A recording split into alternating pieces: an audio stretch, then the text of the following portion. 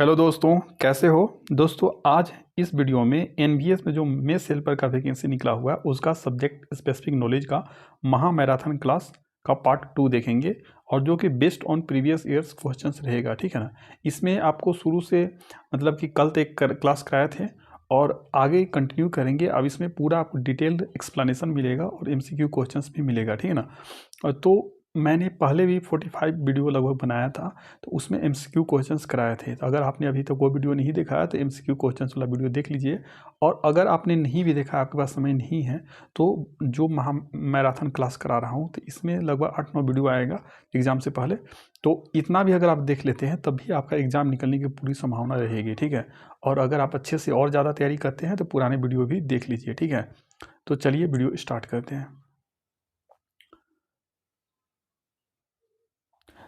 तो कल तक मैंने वसा तक बता दिया था। आज खनिज यानी मिनरल से स्टार्ट करेंगे, ठीक है। अब अभी जो मैं बता रहा हूँ तो आज अब कल 2 दिन में आपको ओवरव्यू ही मिल रही है, ठीक है ना। उसके बाद और जो वीडियो आएंगे उसमें पूरा डीप में, अगर बहुत ज़्यादा घुसा के अंदर से डीप क्वेश्चन पूछ दिया ना, बहुत कॉम्प्लिकेटेड क्वेश्चन पूछ दिया, तो उसके लिए परसों दिन से वीडियो आएगा, ठीक ना। अभी हम जो बता रहे हैं उसको ओवरव्यू ही आप एक समझ सकते हैं, लेकिन इतना है कि एग्जाम में जो क्वेश्चन आएगा तो आज बन जाएगा, ठीक ना। तो खनिज के बारे में जानते हैं कि खनिज सभी शारीरिक ऊतकों, जो भी शरीर में टिश्यू होते हैं तथा तरल में उपस्थित जितने भी आपका ब्लड हो गया, ठीक है ना, उसके अलावा टिश्यू हो गया, उस सभी में आपका खनिज उपस्थित रहता है। कैल्शियम तथा फास्फोरस जैसे खनिज हड्डियों तथा दांतों में पाए जाते हैं। तो यहाँ से प्रश्न आपके बनते हैं कि हड्डियों और दांतों में कौन से खनिज पाए जाते हैं। तो ये आप याद रख लेना कि कैल्शियम एंड फास्फोरस, ये बहुत इंपॉर्टेंट हो गया। जहाँ भी हड्डी और दांत से संबंधित पूछ लिया कि कौन से खनिज पाए जाते हैं, तो कैल्शियम एंड फास्फोरस, ठीक है, ये आप याद रखना। लौ वह खनिज है, लौ यानी आयरन ना, वह खनिज रक्त में लाल पिगमेंट अर्थात हीमोग्लोबिन में पाया जाता है। अगर पूछा जाता है कि हीमोग्लोबिन में कौन से खनिज पाया जाता है तो लौ, आयरन, ठीक है ना, लोहा, ठीक है ना। अगर इंग्लिश में है तो आयरन याद रखिए, हिंदी में पढ़ रहे हैं तो लोहा याद रखिए। भोजन में खनिज लौन के रूप में विद्यमान रहता है। भोजन में जो खनिज है लौनों के यानी सॉल्ट के रूप में विद्यमान रहते हैं, ठीक है ना। शरीर में कैल्शियम तथा पोटेशियम बड़ी मात्रा में उपस्थित रहते हैं। ऊपर देखा है कैल्शियम और फास्फोरस आपको हड्डी में रहते हैं, ठीक है ना। और शरीर में कैल्शियम तथा पोटेशियम बड़ी मात्रा में उपस्थित रहते हैं, विशेष रूप से हड्डियों और दांत में ना। इन्हें मैक्रो तथा प्रमुख खनिज कहा जाता है, यानी इसकी शरीर में अधिकता है इसलिए इसे मैक्रो खनिज बोला जाता है, ठीक है ना। हमारे शरीर में लौह तथा आयोडीन यानी लोहा हो गया और आयोडीन कम मात्रा में पाया जाता है, इसलिए इन्हें सूक्ष्म खनिज यानी माइक्रो मिनरल्स बोल सकते हैं, कहा जाता है। तो लोहा तो आपको पता ही है कि, और जो लौह है, आयरन है, वो हरी पत्तीदार सब्जियां खासकर पालक वगैरह से प्राप्त होती हैं, ठीक ना। और जो आयोडीन है वो तो नमक से आपको मिल जाता है, और आयोडीन की कमी से घेंघा रोग यानी ग्वाइटर रोग भी होता है, ठीक ना। तो लौह तथा आयोडीन को सूक्ष्म खनिज कहा जाता है, ये बात आप याद रखिए। 10 वर्षीय अजय और 8 वर्षीय उसकी बहन ने अपनी माँ से पूछा कि उन्हें अधिक दूध पीने और हरी सब्जियां खाने को क्यों कहती है। जो ये 2 बच्चे हैं, 10 वर्षीय अजय और 8 वर्षीय उसकी बहन ने अपनी माँ से पूछा कि उनकी जो माँ है उसे अधिक दूध और हरी सब्जियां खाने को क्यों कहती है, ठीक है ना। तो माँ ने उन्हें उनकी बचपन की फोटोग्राफ दिखाई, उसके बचपन की फोटोग्राफ दिखाई, ठीक है ना। अब बच्चे अपनी बचपन की फोटो देखकर आश्चर्यचकित सरप्राइज हो गए। उन्होंने अपनी माँ से पूछा कि वे अब इतने लंबे और बड़े कैसे हो गए, ठीक ना। क्योंकि माँ ने बताया कि दूध और हरी सब्जियां खाने के कारण ही वे इतने बड़े हुए हैं, दूध और हरी सब्जियां, ठीक ना। तो दूध से आपको कैल्शियम मिलता है, दूध से हालांकि सारे विटामिन, प्रोटीन, खनिज लवण, वसा सारी चीज़ें मिलती है, ठीक ना। हरी सब्जियां से आपको विटामिन एंड खनिज लवंश मिलते हैं, ठीक ना। तो दूध और हरी सब्जियां में ऐसा क्या है जिससे अजय और प्रियंका के विकास में मदद मिली, ठीक ना। तो जो खनिज है, ठीक ना, खनिज के बारे में पहले जानते हैं कि खनिज के स्रोत क्या है। तो खनिज है शरीर को विकसित करना तथा हड्डियों को शक्ति प्रदान कर, हड्डियां हैं तो कैल्शियम एंड फास्फोरस से बना है। तो आप कैल्शियम और फास्फोरस वाला खनिज नहीं खाएंगे, जिसमें कैल्शियम, फास्फोरस और दूध नहीं खाएंगे, दूध हरी सब्जियां में ही मिनरल्स होते हैं। तो अगर उसे नहीं खाएंगे तो आपका शरीर का हड्डी कमजोर रहेगी, ठीक ना। और हड्डी ही आपके शरीर को ढांचा प्रदान करती है, ठीक ना। तो ये किस में मिलती है, तो दूध और हरी सब्जियां में मिलती है ना। दूध और हरी सब्जियां में ही जितने मिनरल्स हैं वो मिलते हैं। तो यह शरीर को विकसित करने तथा हड्डियों को शक्ति प्रदान करने के लिए जरूरत होता है। शरीर में पानी का संतुलन बनाए रखने के लिए भी जरूरत होता है, ठीक ना। मांसपेशियों का संकुचन, तंत्रिका जो नर्वस सिस्टम होता है, तंत्रिकाओं की कार्यप्रणाली को सामान्य रखना तथा आवश्यकता पड़ने पर रक्त के बहाव को रोकना, ठीक ना, इसके लिए भी जरूरत पड़ती है, ठीक ना।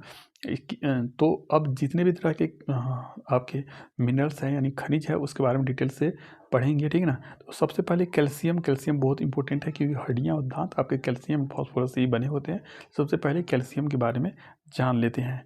हम सभी को अपने दैनिक आहार में कैल्शियम की आवश्यकता होती है क्योंकि यह हमारे शरीर को निम्नलिखित कार्यों को करता है। हमारे शरीर में निम्नलिखित कार्यों को करता है। कौन? कैल्शियम। यह हमारी हड्डियों के विकास में सहायक होता है तथा उनको मजबूत करता है। कौन? कैल्शियम। यह दांतों को स्वस्थ और मजबूत बनाता है। दांत को भी स्वस्थ बनाता है, हड्डियों को भी विकास करने उसकी मजबूती में सहायक होता है। यह रक्त के बहाव को रोकने में सहायता होता है। आपने देखा होगा कि छोटी मोटी चोट, कहीं कट लग जाता है, चोट लग जाता है कि मामलों में रक्त का बहाव कुछ क्षणों के बाद अपने आप ही रुक जाता है और उसके ऊपर एक कठोर पपड़ी बन जाती है। इसे रक्त का थक्का यानी क्लॉटिंग कहते हैं। इसके लिए कैल्शियम की आवश्यकता होती है ना। वैसे तो विटामिन के है, विटामिन के की भी आवश्यकता होती है, कैल्शियम की भी आवश्यकता होती है, ठीक है ना। अगर पूछा था कि ब्लड के क्लॉटिंग के लिए कौन सा विटामिन जिम्मेवार है तो विटामिन के, ठीक है ना। और कौन सा खनिज जिम्मेवार है? विटामिन तो कैल्शियम, ठीक है ना। यह मांसपेशियों को गतिशील बनाए रखने में भी सहायक होता है, ठीक है ना। बचपन में इष्टतम विकास के लिए मतलब अच्छे विकास के लिए बड़ी मात्रा में कैल्शियम की आवश्यकता होती है, ठीक ना। एक गर्भवती महिला जो प्रेग्नेंट वुमेन होती है को भी अपने भ्रूण के विकास के लिए अतिरिक्त कैल्शियम की आवश्यकता होती है, इसलिए उनको कैल्शियम गोली वगैरह भी दिया जाता है ना। व्यक्ति की उम्र बढ़ने के साथ साथ उनकी कैल्शियम अवशोषण की क्षमता कम होती है, इसलिए हमें बुजुर्गों को कैल्शियम की आवश्यकता के प्रति सावधान रहना चाहिए, ठीक है ना, क्योंकि वह कैल्शियम की एब्जॉर्ब नहीं कर पाते हैं जैसे जैसे एज बढ़ता है। स्रोत इसके दूध प्रमुख स्रोत है। दूध इसके उत्पाद जैसे पनीर, दही, लस्सी, छाछ आदि कैल्शियम के अच्छे स्रोत है, दूध और उसके प्रोडक्ट, ठीक ना। हरी पत्तेदार सब्जियां जैसे पालक, मेथी, कड़ी पत्ता, हरी धनिया भी कैल्शियम के अच्छे स्रोत हैं। तो दूध हो गया और हरी पत्तेदार सब्जियां, ठीक ना, और फल फूल, ठीक है। लौह दूसरा हो गया आयरन। तो आयरन के बारे में जान लेते हैं। आयरन को हिंदी में लोहा बोलेंगे, ठीक ना, लौह। तो लौह एक बहुत ही महत्वपूर्ण खनिज है। यह हमारे रक्त में हीमोग्लोबिन नामक यौगिक के निर्माण के लिए आवश्यक है, ठीक ना। तो हीमोग्लोबिन के निर्माण के लिए कौन से खनिज की आवश्यकता पड़ेगी? तो लौह यानी आयरन या लोहा, ठीक ना, जो ऑक्सीजन को शरीर के सभी भागों तक पहुंचाने में सहायक होता है, ठीक ना। तो हमारा जो शरीर में हीमोग्लोबिन होता है तो उसी में घुल के ऑक्सीजन शरीर के सभी भागों में पहुंचता है, ऑक्सीहीमोग्लोबिन बना लेता है। क्या आप जानते हैं कि किशोरावस्था 10 से 19 वर्ष की आयु होती है, उसे किशोरावस्था कहते हैं। तो किशोरावस्था में शरीर में लौह तत्व की आवश्यकता बढ़ जाती है। लौह की आवश्यकता विशेष रूप से लड़कियों में बढ़ जाती है। जो गर्ल्स होते हैं उनमें आयरन की आवश्यकता अधिक होती है, ठीक ना। हमें लौह से भरपूर भोजन को अपने आहार में अवश्य शामिल करनी चाहिए, जो आयरन से भरपूर भोजन है, ठीक है ना। तो अब देखते हैं कि जो लोहा है, आयरन है, उसके स्रोत कहाँ से हैं, कहाँ से। जो गर्ल्स हैं उनको खासकर आयरन वाला भोजन खाना चाहिए, ठीक ना। और दोनों के लिए ज़रूरत है लेकिन गर्ल्स को सबसे ज़्यादा, ठीक ना। तो हरी पत्तेदार सब्जियां जैसे पालक, सरसों की पत्तियां, मेथी, पुदीना आदि, ठीक ना। साबुत अनाज तथा फलियां, जो फल वाला पत्ते हो गए जैसे कि मटर वगैरह हो गया, तो उनमें भी आपके पाए जाते हैं। पशुओं के लीवर, कलेजी, गुर्दे, अंडे की जर्दी वगैरह में भी पाए जाए, गुड़ में भी, और खजूर और अनाज वगैरह में भी आपको मिलेंगे, ठीक ना। तो अब देखते हैं जो आयोडीन है। आयरन के बारे में आपने जान लिया कि आयरन कहाँ से मिलता है, ठीक ना। तो अब हम लोग जानते हैं कि आयोडीन, ठीक ना। और आयोडीन है कि हमें अपने मस्तिष्क की कार्यप्रणाली, जो मस्तिष्क है, माइंड है, उसकी एक्टिविटी को सुचारू रूप बनाए रखने तथा शरीर के विकास के लिए आयोडीन की आवश्यकता होती है। आयोडीन की कमी से बौनेपन की समस्या होती है। आयोडीन है, आयोडीन की कमी से बौनेपन की समस्या होती है, घेंघा रोग भी होती है। तो अगर आपको बौनेपन, घेंघा तो सभी को पता होगा कि आयोडीन की कमी से घेंघा यानी ग्वाइटर रोग होती है, लेकिन बौनेपन होती है यह आपको नहीं पता होगा। तो ये आप याद कर लेना कि आयोडीन कमी से बौनेपन की समस्या भी होती है, ठीक ना। इसको कार्य क्या है? तो आयोडीन की आवश्यकता हमें अपने शरीर की थायराइड ग्रंथि को सुचारू कार्य प्रणाली के लिए, जो थायराइड ग्रंथि आपका गला होता है ना, गला में थायराइड ग्रंथि होती है, इसकी कमी से वहाँ पर उभार आ जाती है, गोल बन जाती है ना, तो उसे ग्वाइटर रोग बोल दिया जाता है। तो आयोडीन आपको कहाँ से मिलेगा? समुद्री भोजन जैसे मछली, समुद्री आयोडीन युक्त मिट्टी में उगने वाले पौधे, आयोडीन युक्त नमक, ठीक ना, ये सारे से आपको आयोडीन मिलती है, ठीक ना। अब भोजन प्रबलीकरण या प्रचुरता की प्रक्रिया भोजन में सूक्ष्म पोषक तत्वों को शामिल करने की प्रक्रिया है, ठीक है ना। तो इसके बारे में जो पार्ट 4 में वर्णन किया गया, आगे आपको मिलेगा, ठीक ना। तो बौनापन वह अवस्था है जिसमें व्यक्ति का शारीरिक तथा मानसिक विकास क्या हो जाता है, संकुचित हो जाता है ना, अच्छे से नहीं हो पाता विकास, ठीक ना। अब जो विटामिन है, विटामिन के बारे में जानते हैं, ठीक ना। जितने भी तरह के विटामिन हैं उनके बारे में आपको डिटेल से बताएंगे। तो विटामिनों की आवश्यकता हमें अपने आहार में बहुत कम मात्रा में होती है, इसीलिए जो विटामिन है और खनिज लवण है तो इनको क्या बोला जाता है, माइक्रो न्यूट्रिएंट्स। और जो बाकी वसा हो गया, कार्बोहाइड्रेट हो गया, प्रोटीन हो गया, इनको मैक्रो न्यूट्रिएंट्स बोला जाता है। तो micro nutrients and macro nutrients आप याद रखना, ठीक ना। तो विटामिन की आवश्यकता हमें अपने आहार में बहुत कम मात्रा में होती है, किंतु हमारे शरीर की सुचारू कार्य प्रणाली के लिए यह अत्यंत आवश्यक है। ये हमें बीमारियों से बचाते हैं ना। विटामिन का निर्माण शरीर के भीतर नहीं होता है, ठीक ना। इसलिए हमें अपने भोजन के रूप में ही ग्रहण करना पड़ता है, भोजन के रूप में ही विटामिन को लेना पड़ता है। विटामिनों को वसा और पानी में उनकी घुलनशीलता के आधार पर 2 श्रेणियों में बांटा गया है। कुछ विटामिन हैं जो वसा में घुलनशील होते हैं, कुछ विटामिन वे होते हैं जो जल में घुलनशील होते हैं। जो विटामिन वसा में घुलनशील हैं वो कौन कौन से हैं, vitamin A, D, E and के। और जो विटामिन बी एंड सी है, बी एंड सी, तो विटामिन बी के अंतर्गत बी कॉम्प्लेक्स आता है, B1, B2, B3, B12 तक, तो उनको बी कॉम्प्लेक्स बोला जाता था। Vitamin B complex and vitamin C है वो आपके जल में घुलनशील होते हैं। तो एग्जाम पूछा जा सकता है, 4 ऑप्शन दे देगा, इससे पूछा है कौन सा इसमें विटामिन है जो जल में घुलनशील है, या कौन सा विटामिन है जो वसा में घुलनशील है। तो आप याद रखना, ठीक है। तो यहाँ पर देख सकते हैं कि जो विटामिन है उसके बारे में जान लेते हैं कि वसा घुलनशील विटामिन ए है। तो ये विटामिन है वो अच्छी दृष्टि के लिए ज़रूरत है ना, अच्छी विजन के लिए ज़रूरत है, हमारी त्वचा को स्वस्थ रखता है, सामान्य वृद्धि और विकास के लिए आवश्यक है, ठीक ना। संक्रमण से प्रतिरक्षा, जो संक्रमण है, इन्फेक्शन से भी हमको विटामिन ए बचाता है। अगर पूछा जाए कि इन्फेक्शन से कौन सा विटामिन हमें बचाता है तो विटामिन ए, ठीक ना। और इसके स्रोत ना, इसके सबसे अच्छा स्रोत है गाजर। गाजर में आपको विटामिन ए सबसे अच्छी मात्रा में पाई जाएगी। और सब्जियाँ, फल, दूध, पनीर, अंडे की जर्दी, मक्खन, घी, लीवर, हरी पत्तेदार सब्जियां, इसमें आपको विटामिन ए मिलेगी, ठीक है ना। और इसकी कमी से रतौंधी एंड नाइट ब्लाइंडनेस रोग हो जाती है, ठीक है ना। अब देखते हैं कि विटामिन डी, ठीक है ना, ए, डी, ई के जो वसा में घुलनशील है उसके बारे में पहले जान लेते हैं। तो विटामिन डी है उसके बारे में पहले जानते हैं। यह दांतों तथा हड्डियों को मजबूत बनाए रखने के लिए कैल्शियम तथा फास्फोरस जैसे खनिजों के साथ मिलकर कार्य करता है ना, हड्डियों तथा दांतों को मजबूत बनाने में योगदान देता है। कैल्शियम और फास्फोरस से योगदान देते ही हैं, अब विटामिन डी भी योगदान देता है। विटामिन डी कहाँ से मिलेगा, तेल युक्त मछली वाले तेल, मछली के तेल में, ठीक है ना, दूध, पनीर, मक्खन, घी आदि, ठीक ना। हमारा शरीर विटामिन डी का निर्माण करता है, हमारा शरीर भी विटामिन डी का निर्माण करता है जब हमारी त्वचा सूर्य के प्रकाश में संपर्क में आती है। जब हम सूर्य के प्रकाश में बैठते हैं तो हमारी त्वचा सूर्य के प्रकाश के संपर्क में आएगी और वहाँ से विटामिन डी संश्लेषित हमारा शरीर भी कर लेता है, ठीक है ना। लेकिन सूर्य के प्रकाश में बैठेंगे तभी। और विटामिन डी की कमी से क्या होती है, बच्चों में रिकेट्स हो जाती है, रिकेट्स ना, तथा वयस्कों में जो बच्चे होते हैं उसमें रिकेट्स हो जाती है, बच्चों में ऑस्टियोमेलेसिया तथा ऑस्टियोपोरोसिस और ऑस्टियोपोरोसिस, ये दोनों रोग वयस्क में हो जाता है, बच्चों में रिकेट्स हो जाता है। तो रिकेट्स तो सभी को पता है कि विटामिन डी की कमी से होती है, लेकिन जो ऑस्टियोमेलेसिया एंड ऑस्टियोपोरोसिस है ये आपको नहीं पता होगा, ठीक है ना। अगर नहीं पता है तो आप याद कर लीजिए, ठीक है। तो जो नेक्स्ट है विटामिन ई, यह ऊतकों को नष्ट होने से बचाता है और यह एक एंटीऑक्सीडेंट है ना। तो विटामिन ई है, तो विटामिन ई की कमी से आपको पता है बांझपन भी होता है, बांझपन, ठीक है ना, विटामिन ई की कमी से। और यह कहाँ से मिलता है, तो साबुत दालें व अनाज, जो साबुत दाल होते हैं ना, दाल वगैरह, अनाज वगैरह से आपको मिलते हैं, ठीक है ना। जो विटामिन के यह रक्त के जमाव प्रक्रिया के लिए आवश्यक है। रक्त कहीं कट लग जाता है तो रक्त को जमा देता है, नहीं तो बाहर निकलने के बाद जमाता है। अंदर जम जाएगा तो नुकसान करेगा, बाहर निकलेगा उसके बाद जमाता है ताकि और फर्दर ब्लड ना बहे, ठीक ना। और यह हरी पत्तेदार सब्जियां में मिलती हैं, ठीक ना। और इसकी कमी से कौन सी बीमारी हो जाती है, तो विटामिनोसिस, ये आप याद रखना, ठीक ना। अब जो जल में घुलनशील विटामिन है उसमें बी कॉम्प्लेक्स आ जाता है। तो बी कॉम्प्लेक्स के अंतर्गत बहुत सारे विटामिन है, उसके बारे में डिटेल से आपको पहले की वीडियो में मैंने बहुत बार बताया है, ठीक ना। तो विटामिन बी कॉम्प्लेक्स है तो शरीर को ऊर्जा प्रदान करने में सहायक होते हैं, ठीक है ना। शरीर के पाचन तंत्र को स्वस्थ बनाए रखने में बहुत सारे अलग अलग है, तो जिनको मैंने डिटेल में बताया है और आगे भी आपको बताएंगे, ठीक ना। कहाँ से मिलेंगे, तो अनाज, साबुत दालें, गेहूँ, चावल आदि में। और ठीक है, और अगला है विटामिन सी। तो विटामिन सी की कमी से स्कर्वी नामक रोग हो जाती है और कोशिकाओं को एक साथ जोड़े रखने के लिए शरीर के सभी कोशिकाओं को विटामिन सी की आवश्यकता होती है। यह हमारे दांत मसूड़ों को मजबूत बनाता है, यानी दांत में ब्लीडिंग वगैरह होती है और मसूड़े में आप देखते हैं कि लाल लाल अजीब सा हो जाता है, तो विटामिन सी की कमी के कारण होता है, ठीक ना। और यह कहाँ पाया जाता है? जितने भी तरह के खट्टे फल सब्जियां होती है, खट्टे फल जैसे कि आंवला वगैरह हो गया, नींबू हो गया ना, इस सारे में आपको मिलेंगे। उसके अलावा फल पत्तेदार सब्जियां, आलू वगैरह में भी आपको मिलेंगे, ठीक ना।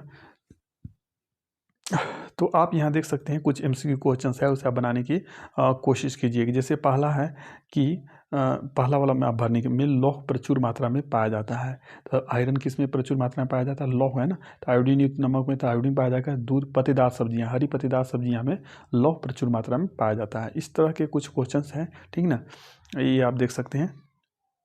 निम्नलिखित में से कौन सा घुलनशील विटामिन वसा में घुलनशील? तो वसा में घुलनशील ए, डी, ई एंड के होता है। तो ए है यहाँ, डी है, ठीक ना, और बी एंड सी तो जल में घुलनशीलता है। तो इसका आंसर हो जाएगा ए एंड डी, मतलब ऑप्शन क एंड घ हो जाएगा वसा में, ठीक है। इस तरह से कुछ प्रश्न है, ये आप देख सकते हैं, ठीक है। अब आगे भोजन तथा उसके पोषक तत्व, भोजन तथा उसके पोषक तत्व के बारे में जो डाइटरी फाइबर होते हैं, डाइटरी फाइबर को रुक्षांश बोला जाता है, या रेशेदार भोजन बोला जाता है, या रफेज बोला जाता है। अगर रफेज कहीं लिखा है, रफेज लिखा है, डाइटरी फाइबर लिखा है, रेशेदार भोजन लिखा है, ठीक ना, रुक्षांश लिखा है, तो सभी चीज़ें एक ही होती है, ठीक ना। तो इसके बारे में थोड़ा बता देंगे। श्रुति कोई है, श्रुति की दादी एक चुस्त तथा खुश मिजाज बुजुर्ग है ना, ओल्ड हैं लेकिन खुश मिजाज हैं, चुस्त हैं, किंतु वह काफ़ी बेचैन है क्योंकि उन्होंने पिछले 3 दिनों से शौच नहीं किया है, ठीक ना। उन्होंने महसूस किया कि पिछले 2-3 दिनों से उन्होंने पर्याप्त मात्रा में ताज़े फल सब्जियाँ और पानी का सेवन नहीं किया। ताज़े फल और सब्जियों में रेशे होते हैं जो कब्ज से बचाते हैं, ठीक ना। तो आप अगर कभी लैट्रिन करने में समस्या वगैरह होती है तो वह क्यों होती है? क्योंकि आपका भोजन अच्छे से पचा नहीं हुआ, नहीं अच्छा से डाइजेस्ट नहीं हुआ।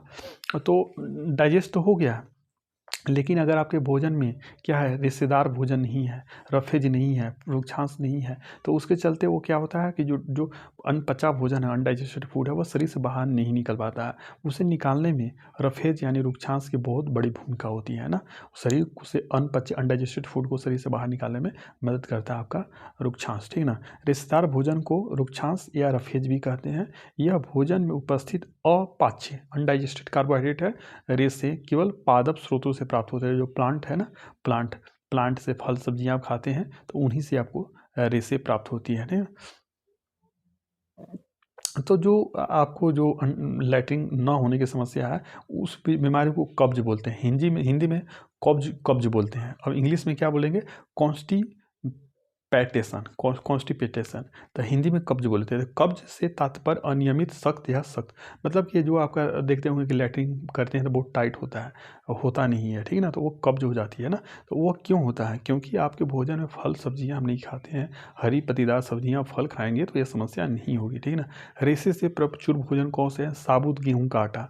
जो गेहूँ का आटा खाते हैं तो चोकर सहित खाए, ऐसा नहीं कि चोकर का चाल के चलनी से हटा दें। तो हटा देंगे तो रुक्षांश उसमें कम हो जाएगा, ठीक ना। दलिया में भी होगी। फल जैसे अमरूद, सेब, अनानास, केला जो भी है। साबुत दालें जैसे लोबिया, राजमा, काले चने ना। सब्जियां जैसे मटर, फलियां, गाजर, पत्ता गोभी, हरी पत्तेदार सब्जियां। तो ये जो रेशे वाले जो भोजन है, रुक्षांश वाले, तो इसका आप स्क्रीनशॉट लीजिए और आप अपने खाने में जरूर इसमें इस्तेमाल कीजिएगा, क्योंकि यह जो समस्या है कब्ज, तो मैक्सिमम लोग इस परेशानी से जूझ रहा है अभी ना। तो खाद्य पदार्थों को जब परिष्कृत किया जाता है, उनके रेशे, विटामिन तथा खनिज नष्ट हो जाते हैं। जब खाद्य पदार्थों को फूड प्रोसेसिंग होता है, जब खाना बनाने की प्रक्रिया में क्या होता है कि बहुत सारे जो फाइबर हैं, क्योंकि छिलके हटा देते हैं तो उससे रेशे निकल जाते हैं, ठीक है ना। तो रेशे, विटामिन तथा खनिज नष्ट हो जाते हैं। उदाहरण के लिए जो पॉलिश रहित चावल में पॉलिश युक्त चावल की तुलना में अत्यधिक रेशे होते हैं। जो पॉलिश रहित अनपॉलिश्ड चावल होते हैं तो उनमें रेशे अधिक होते हैं, पॉलिश वाला में कम होते हैं, ठीक ना।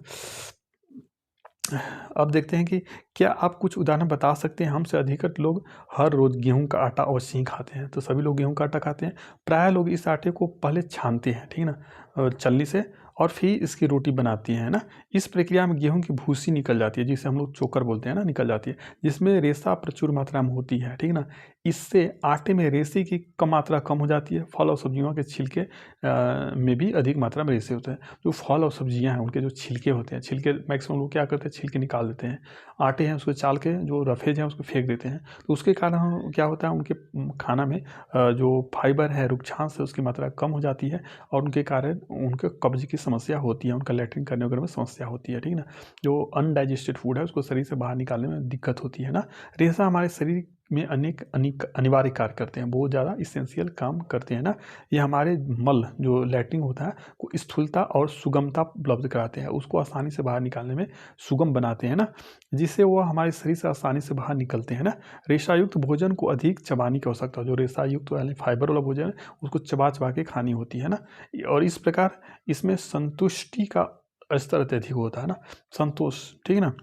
अत्यधिक रेशे वाले आहार का सेवन करने के लिए से निम्नलिखित रोगों का खतरा नहीं है। अगर रेशे वाले आप खाना खाएंगे ना, जैसे ऊपर आप सारा बताया, जैसे कि मक्का हो गया, हरी पत्तेदार सब्जियां हो गया, फल हो गया, ठीक है ना, चने हो गए, ये सारी चीज़ें खाएंगे तो उससे क्या होगा कि आपको इन रोग नहीं होंगे। जैसे कब्ज हो गया ना, कब्ज हो गया, मधुमेह हो गया, डायबिटीज, मोटापा, मोटापा को इंग्लिश में ओबेसिटी बोलते हैं। उसके अलावा जो है लार्ज इंटेस्टाइन का एक तरह का कैंसर होता है, बृहदांत मतलब कि बड़ी आंत में एक कैंसर होता है, तो वो भी आपको नहीं होगा, ठीक है ना। तो ये सारी चीज़ें आप देख सकते हैं। जो पानी है, पानी के बारे में जानते हैं, पानी हमारे शरीर के बहुत इंपॉर्टेंट है ना। अब यहाँ पर एक कहानी छोटी सी है, देख लेते हैं। मोहन की माँ जून के महीने में किसी काम से जयपुर राजस्थान जा रही है, जयपुर जा रही है। उन्होंने दोपहर का भोजन पैक करते समय पानी की 2 बोतलें अपने साथ रख ली थी ना। मोहन ने अपनी माँ से पूछा कि आप अपनी पानी की बोतलों को साथ में क्यों ले जा रही हो। माँ ने मोहन को समझाया कि गर्मी के मौसम में हमारे शरीर में काफ़ी पसीना आता है। बात बिल्कुल सही है, हमारे शरीर में काफ़ी पसीना आता है, इसके कारण शरीर का पानी कम होने लगता है ना। तो पानी की इस कमी को पूरा करने के लिए हमें प्रचुर मात्रा में जल का सेवन करना चाहिए, ठीक है। आपको पता है कि प्रतिदिन जल कितना पीना चाहिए, कितना लीटर वाटर प्रतिदिन पीना चाहिए। शरीर में पानी की इस आवश्यकता को लस्सी, फलों के रस आदि से भी पूरा किया जा सकता है, दूध से भी पूरा किया जा सकता है। दूसरी ओर सर्दियों के मौसम में हमारे शरीर को पानी की आवश्यकता कम होती है, ठीक ना, क्योंकि उसमें पसीना नहीं आता है और शरीर से पानी नहीं निकलता है ना, केवल पेशाब करते हैं उसी के माध्यम से पानी निकलता है। अब मोहन समझ गया कि मौसम के अनुसार हमारे शरीर में पानी की आवश्यकता बदलती रहती है। औसतन एक व्यक्ति को प्रतिदिन 8 से 10 गिलास पानी पीना चाहिए, 8 से 10 गिलास पानी पीना चाहिए, ठीक है ना। तो 8 से 10 गिलास पानी समझ सकते हैं कि कितना लीटर होगा, 4-5 लीटर लगभग पानी पीना चाहिए, ठीक है ना। हाँ, पानी पोषक तत्व नहीं होते हैं, इसके बावजूद ये हमारे शरीर के लिए अत्यंत महत्वपूर्ण है, क्योंकि यह सभी शारीरिक द्रव जो द्रव होते हैं जैसे कि ब्लड वगैरह का एक घटक है। ब्लड में आप देखते हैं कि मैक्सिमम पानी होता है। यह भोजन को पचाने में सहायक होता है। भोजन से प्राप्त जो पोषक तत्व होते हैं, न्यूट्रिशन होते हैं, वो शरीर की विभिन्न कोशिकाओं तक पहुँचाता है ना, उसे पहुँचाने में मदद करता है। यह मूत्र के रूप में हमारे शरीर से जो अपशिष्ट पदार्थ होते हैं, यूरिया वगैरह को और नमक, सॉल्ट को बाहर निकालने में मदद करता है, ठीक ना। तो आप ये सारी चीज़ें देख सकते हैं, ठीक ना। अब पोषक तत्व जो न्यूट्रिशन है, पोषक तत्व है, उसकी कमी से कौन से रोग होते हैं, डिफिशियंसी के कारण कौन से रोग होते हैं, उसके बारे में थोड़ा आपको बताएंगे, ठीक है ना, क्योंकि यहाँ से आपको बहुत प्रश्न आएंगे, ठीक है ना। तो यह यहाँ से जो आगे की जो वीडियो आएगा ना, नेक्स्ट वीडियो, उसमें आपको इसके आगे का पोर्शन बताएंगे, ठीक है ना। क्योंकि आप देख सकते हैं ये टोटल PDF आपका बहुत लंबा है, तो एक दिन में बताने लेंगे तो बहुत ज़्यादा समय लग जाएगा और आपको बोरिंग भी लगेगा, ठीक है ना। तो इसलिए यहाँ से जो पोषक तत्वों की कमी से जो डिफिशियंसी के कारण जो डिजीज होते हैं उसके बारे में आपको आगे के वीडियो में बताएंगे, ठीक है। तो अगर वीडियो पसंद आए तो इसे लाइक करें, चैनल को सब्सक्राइब करें and share this video to your friends and relatives and comment करके जरूर बताना कि अगला वीडियो आपको कौन से टॉपिक पर चाहिए। Thank you friends.